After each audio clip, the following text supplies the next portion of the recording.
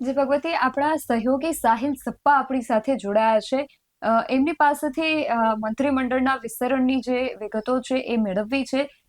Sahil, BSI TV ન્યૂઝમાં આપનું ખૂબ સ્વાગત છે. અને જે રીતે મંત્રીમંડળની જી નિધિ. ચર્ચાઓ જે થઈ રહી છે, અ, કઈ રીતે જોવો છો? સૌરાષ્ટ્રનું પ્રભુત્વ વધારવાની વાત પણ છે અને રાજકોટને એમાંથી બાકાત રાખવામાં આવ્યું છે. આ બંને વિરોધાભાસને કઈ રીતે જુઓ છો?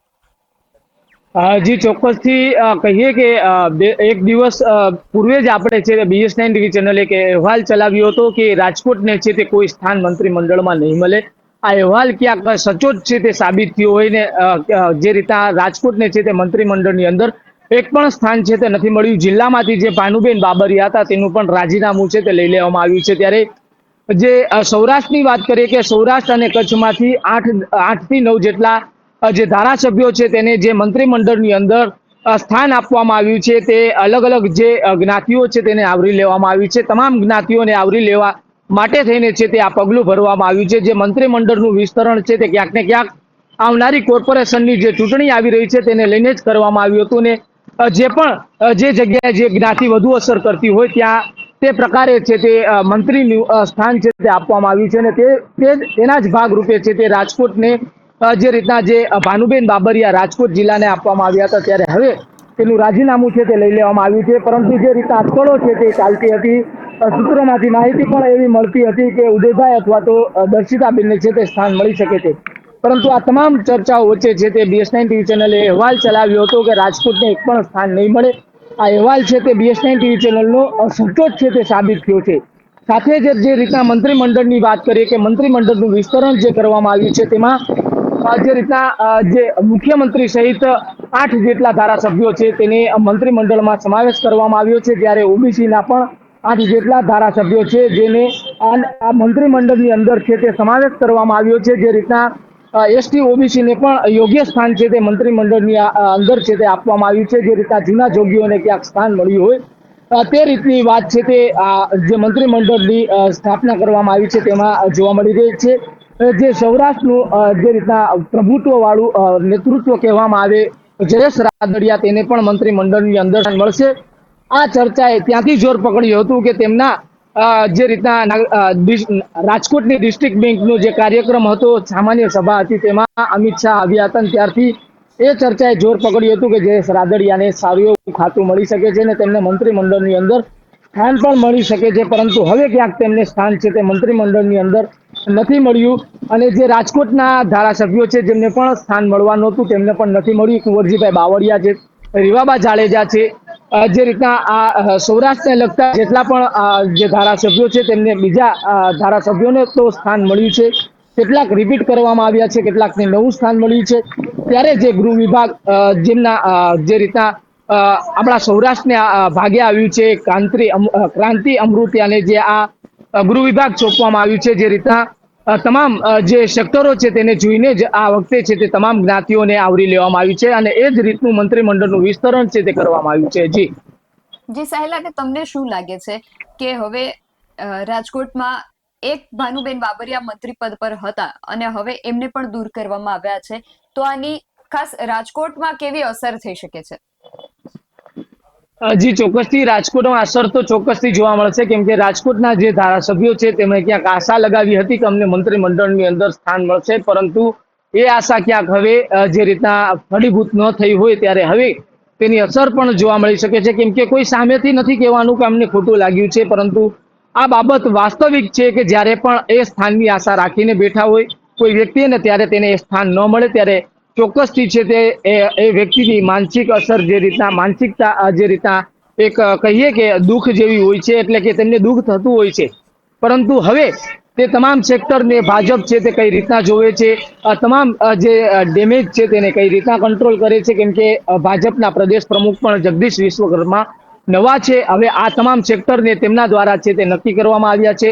ઘણી જ ચર્ચાઓ વિચારણા બાદ આ મંત્રીમંડળ છે તે તૈયાર કરવામાં આવ્યું છે. ત્યારે હવે રાજકોટના જે રીતના રાજકોટમાં કયા પ્રકારે હવે આ ડેમેજ જે રીતના કંટ્રોલ છે તે કરવામાં આવે છે તે જોવું અતિ મહત્વનું રહેશે.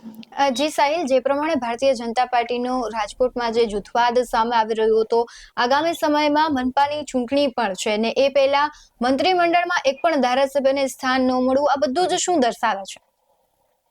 જી ચોક્કસથી જે રાજકોટ ભાજપની અંદર જે જૂથવાદ જોવા મળતો હતો, આ જૂથવાદનો અંત લાવવા માટે જ્યારે અમિત શાહ રાજકોટ આવ્યા હતા ત્યારે તેમણે મહત્વની બેઠક સર્કિટ હાઉસ ખાતે કરી હતી અને ત્યારે પણ તેમણે જે રાજકોટના જૂના જોગીઓને છે તે આ બેઠકની અંદર બોલાવ્યા હતા.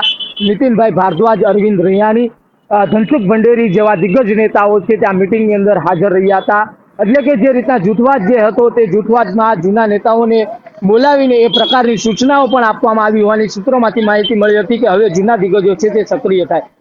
બીજી તરફ જે રીતના જગદીશ વિશ્વકર્મા જ્યારે રાજકોટના પ્રવાસે આવ્યા તેમણે પણ નીતિનભાઈ ભારદ્વાજને બોલાવ્યા અને નીતિનભાઈ ભારદ્વાજ છે તે ઘણા સમયે ભાજપના કાર્યક્રમની અંદર જોવા મળ્યા.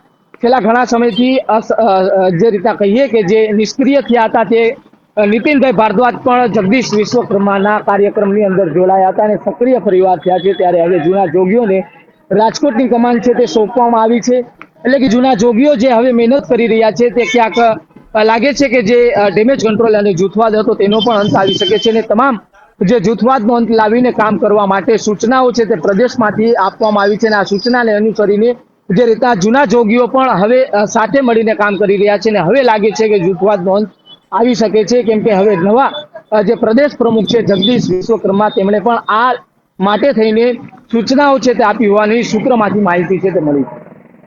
જે પ્રમાણે નવા મંત્રીમંડળની જ્યારે આખું લિસ્ટ બહાર આવ્યું એ પ્રમાણે જૂના જોગીઓ છે, જૂના મંત્રીઓ છે એને પણ સાહિલ અમુકને રિપીટ કરાયા છે. અમુક જૂનાઓની બાદબાકી થઈ છે, ખાસ રાઘવજી પટેલ છે એમની બાદબાકી થઈ છે. તો તમને લાગી રહ્યું છે કે બોટાદમાં જે આખી ઘટના બની અને ક્યાંક હવે ખેડૂતોના પ્રશ્નો અને સમસ્યા વધી રહી છે તેને લઈને તેની બાદબાકી થઈ હોય?